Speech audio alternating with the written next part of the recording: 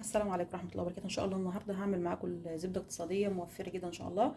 انا معايا كوبايه زبده، معايا كوبايه حليب مش مغلي، جاموس طبعا، معايا كوبايه زيت، معايا معلقه كبيره ليمون، معلقتين كبار خل وذره ملح. هنجيب الخلاط بتاعنا ونحط في البدايه في القاع كده الحليب، شفشق الخلاط كده بسم الله،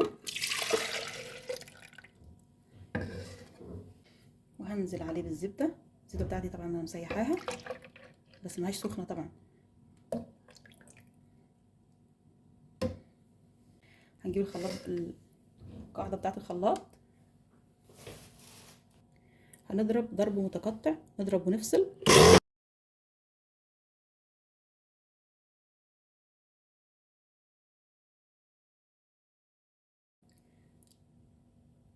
هضيف هنا ربع معلقه صغيره ملح وهدي ضربه كده. هبدا انزل بالزيت تدريجي من فوق وهنضرب.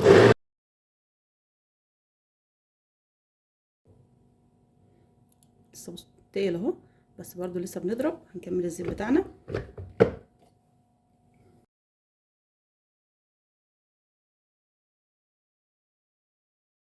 هبدا هنا اضيف معلقه كبيره ليمون، عصير ليمون، معلقتين كبار خل،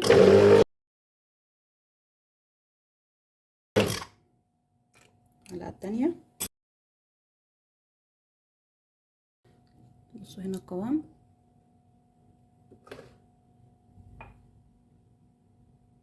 لسه هنضربه كمان شويه برضو.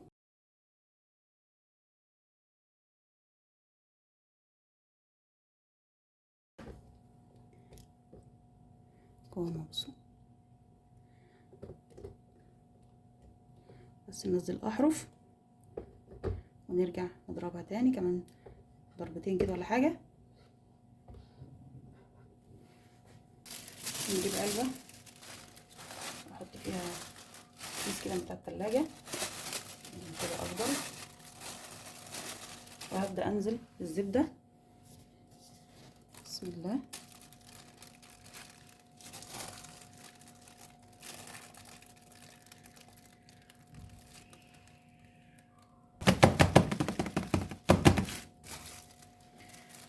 هندخلها كده التلاجة ونسيبها تقريبا من 2 ل3 ساعات وبعدين نشوفها مع بعض. هنا الزبده بتاعتنا اهي كده بسم الله.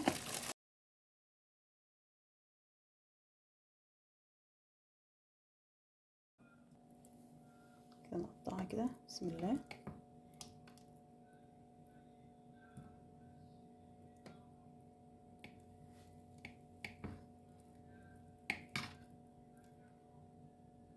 ناخد حته منها هنجربها. هي كده قعدت تقريبا 4 ساعات في التلاجة بس لسه برضو. ناخد قطعه منها كده نرفعها على النار واوريكم النتيجه.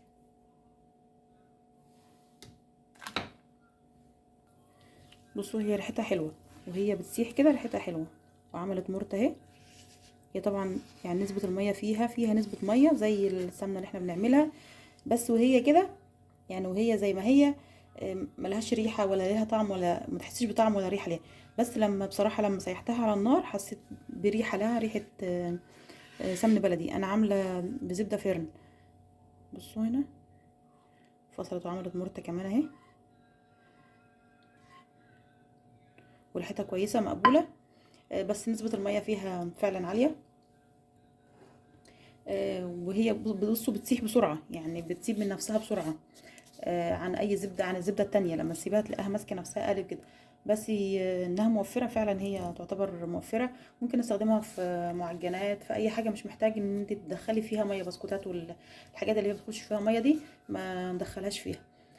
بتفور حاجات من دي، لكن معجنات ندخلها فيها عادي. ممكن في كيك ندخلها فيها، مع ان كيك بالزيت بحس ان هو اطعم من اي كيك تاني.